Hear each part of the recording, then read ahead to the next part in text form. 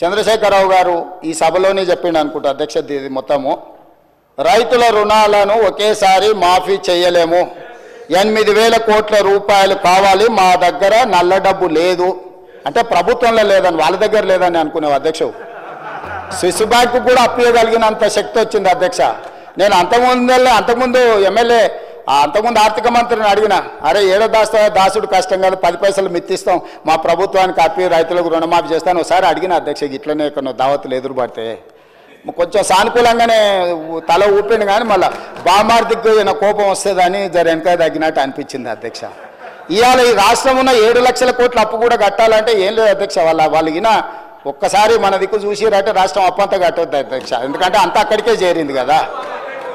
So రైతులకు ఇవ్వడానికి 8,000 కోట్ల రూపాయలు కూడా నా దగ్గర లేవు అని చెప్పి ఈరోజు రైతుల కోసమే మేము బ్రతుకుతున్నాం, రైతుల కోసం మేము ప్రాణాలు ఇస్తాం, రైతుల కోసం మా కిడ్నీలు కూడా ఇస్తాం. ఏంది అధ్యక్ష, మీరు ఒకవేళ ఇచ్చినా కూడా మీకున్న షుగర్ లెవెల్స్కి అవి పనికిరావు అధ్యక్ష. ఒకవేళ మీరు ఇద్దామని ముందుకు వచ్చినా ఆ పరిస్థితి లేదు తీసుకోవడానికి.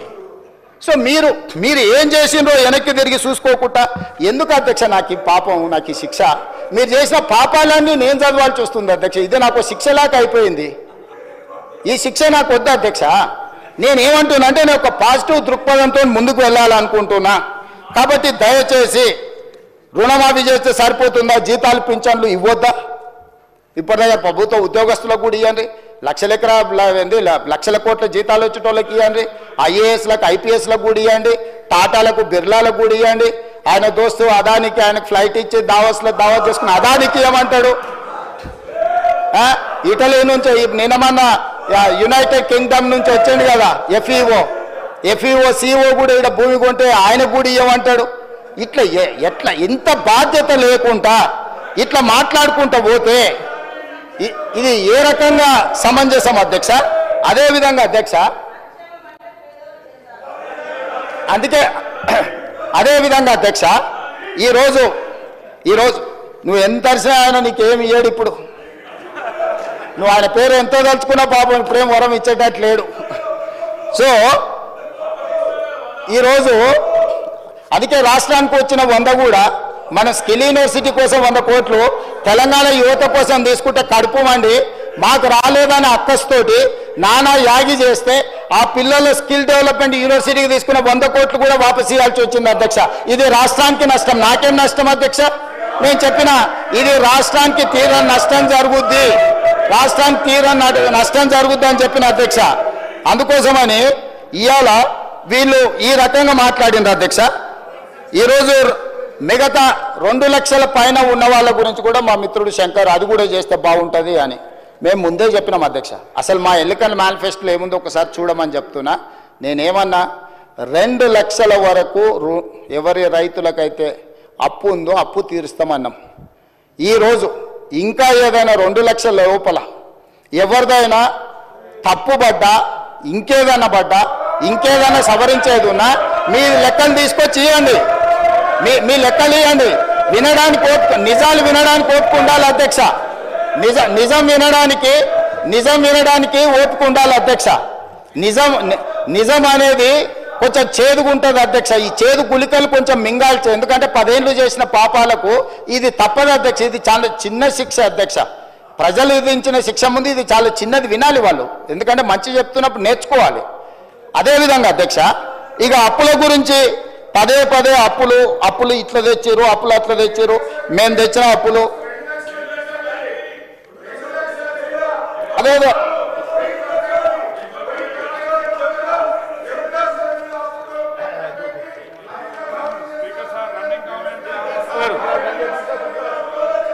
హరీష్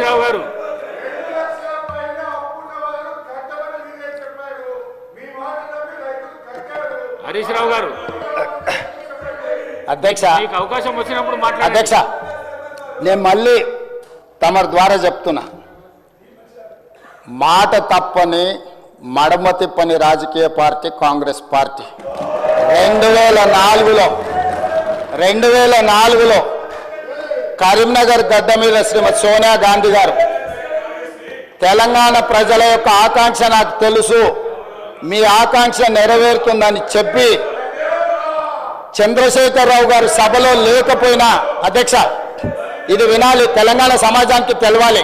హరీష్ రావు గారు తెలంగాణ బిల్లు సభలోకి వచ్చినప్పుడు చంద్రశేఖరరావు గారు సభలో లేకపోయినా సెంట్రల్ హాల్లో వారు గప్పాలు కొడుతున్నా లీడర్ ఆఫ్ ది హౌస్ మాట్లాడుతున్నాడు. తెలంగాణ బిల్లు పాస్ చేసి తెలంగాణ రాష్ట్రం ఇచ్చిన గొప్ప నాయకురాలు సోనియా గాంధీ గారు. ఇది నేను కాదు, ఇక్కడనే నిలబడి మాట్లాడింది చంద్రశేఖరరావు గారు.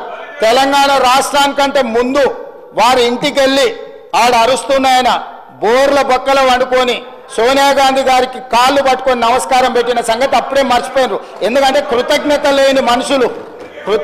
లేని మనుషులను మనం ఏం ఆశించలేము. సో ఈరోజు ఆంధ్రప్రదేశ్లో పార్టీ పూర్తిగా చచ్చిపోయిన, కేంద్రంలో అధికారం కోల్పోయిన 4 కోట్ల తెలంగాణ ప్రజలకు ఇచ్చిన మాట నిలబెట్టుకోవడానికి శ్రీమతి సోనియా గాంధీ గారు తెలంగాణ రాష్ట్రం ఇచ్చింది. కాబట్టి ఆమె దయ వల్ల ఏర్పడ్డ తెలంగాణ రాష్ట్రంలో 2 సార్లు ముఖ్యమంత్రి 10 సంవత్సరాలు వెళ్ళి 100 సంవత్సరాల విధ్వంసం చేసి 1000 తరాలకు సరిపోయేటంత ఆస్తిని కొల్లగొట్టే అవకాశం మీకు వచ్చిందనంటే సోనియా గాంధీ గారి దయ వల్ల. కాబట్టి దయచేసి సోనియా గాంధీ గారి గురించి మాట్లాడేటప్పుడు కొంచెం మౌనంగా వింటే మర్యాద ఉంటుంది మీకని నేను చెప్తున్నా అధ్యక్ష. అదేవిధంగా అధ్యక్ష అప్పుల గురించి మొన్న వరుసగా చర్చ జరిగింది. మా మిత్రుడు ఆర్థిక మంత్రి బట్టి విక్రమార్క గారు మొదటి శాసనసమావేశంలోనే ఆర్థిక శ్వేతపత్రం ప్రవేశపెట్టిండు. ఆర్థిక శ్వేతపత్రం మీద ఆ రోజు చర్చ జరిగింది. మళ్ళా 10 నెలల తర్వాత మరి వాళ్ళకి ఏం జ్ఞానోదయం కలిగిందో, లేకపోతే అబద్ధాలు చెప్పాలి, బుకాయించాలి, దబాయించాలి, పాత శ్వేతపత్రం ప్రజలు మర్చిపోయినారు కాబట్టి మళ్ళీ కొత్త అబద్ధాలు చెప్పాలని వాళ్ళు ఏమని అనుకున్నావు నాకు తెలియదు. అదే అక్కడికే వస్తున్నా. ఆ రోజు పెట్టిన శ్వేతపత్రంలో స్పష్టంగా రాష్ట్ర ప్రభుత్వం చేసిన మార్కెట్ రుణాలు 3,89,673 కోట్ల అధ్యక్ష. అదేవిధంగా special purpose vehicles public corporations గ్యారంటీలు ఇచ్చి ప్రభుత్వమే చెల్లించే రుణాలు అధ్యక్ష 1,27,208 కోట్లు యాక్చువల్గా ఆ రోజు శ్వేతపత్రంలో పెట్టింది. కానీ వాస్తవానికి అవి 1,29,243 కోట్ల అధ్యక్ష. అంటే దాదాపుగా 2,000 కోట్లు ఇక్కడ లెక్కలోకి రాలేదు అధ్యక్ష. అదేవిధంగా ప్రభుత్వ గ్యారంటీతో కార్పొరేషన్లు తీసుకున్న రుణాలు కానీ కార్పొరేషన్లే చెల్లిస్తాయి అనేది ప్రభుత్వం చెప్పిన మాట అధ్యక్ష. అవి ఒక 95,462 కోట్ల అధ్యక్ష. అదేవిధంగా ఏ గ్యారంటీలు లేకుండా వివిధ కార్పొరేషన్లు తీసుకున్న రుణాలు 59,414 కోట్ల రూపాయలను పెట్టారు అధ్యక్ష. టోటల్గా ఆ రోజు శ్వేతపత్రం పెట్టినప్పుడు 6,71,757 కోట్ల రూపాయలు అప్పులు అని చెప్పి బట్టి విక్రమార్క గారు ఆనాడు ఆర్థిక శ్వేతపత్రాన్ని ఈ సభలో ప్రవేశపెట్టి దాని మీద సుదీర్ఘమైన చర్చ జరిగింది. అందరు సభ్యులు చెప్పిండ్రు, బయట కూడా ప్రశంసలు అందుకున్నాం, సభను బాగా నడిపారు, అందరికి అవకాశం ఇచ్చిండ్రు అని. ఎందుకంటే నిజాలు వాస్తవాలు ప్రజలకు తెలవాలి కాబట్టి చర్చ చేసింది. ఇవి కాకుండా ఆ రోజు ఈ లెక్కలో చెప్పని ఏంటి అధ్యక్ష అంటే వీళ్ళు పనులు చేయించుకొని బకాయిలు పెట్టి, అంటే ఇప్పుడు సర్పంచులు ధర్నాలు చేస్తారు, ఆ సర్పంచులకు ఎన్నికలలో వాళ్ళని ఉపయోగించుకుందామని వాళ్ళకి శాంక్షన్స్ ఇచ్చి వాళ్ళతో పనులు చేయించి వాళ్ళ బిల్లులు ఇవ్వకుండా పెండింగ్ పెట్టినాయి. హాస్టల్స్లలో SC ST BC minority welfare హాస్టల్స్లో పిల్లలకు బకాయిలు పెట్టినాయి. అదేవిధంగా ఫీజు రియంబర్స్మెంట్లు బకాయిలు పెట్టినాయి.